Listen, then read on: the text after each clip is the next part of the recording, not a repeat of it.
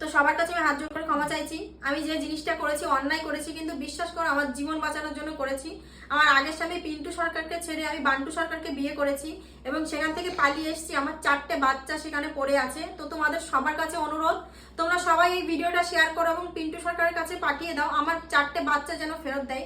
আমি সেই বাচ্চা নিয়ে, আমি একে নিয়ে সুখে শান্তিতে সংসার করতে চাই। আমাকে প্রচুর অত্যাচার করতো। রাতের বেলা মদ খেয়ে আসতো, অন্য মেয়ে ছেলে নিয়ে ঘরে ঢুকতো।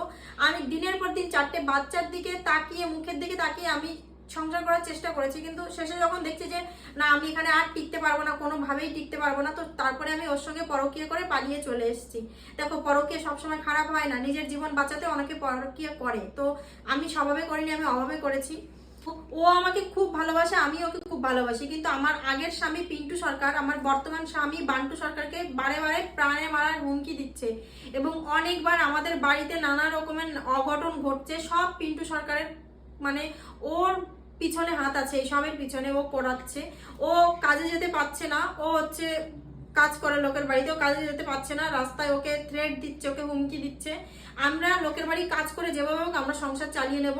আমার আমার আগের স্বামীর কাছে কোনো দাবি নেই, কোনো টাকা পয়সা কিচ্ছু চাওয়ার নেই, কিচ্ছু নেই। সে আমাকে ডিভোর্স দিচ্ছে না। তো তোমরা প্লিজ দয়া করে এই ভিডিওটা শেয়ার করো। আর তুমি কিছু বলো। তো আমি বান্টু সরকার, তোমার আগের স্বামী পিন্টু সরকারকে বলছি যেন 4টে বাচ্চা যেন ফিরিয়ে দেয়। আমি 4টে বাচ্চাই নিয়ে নেব।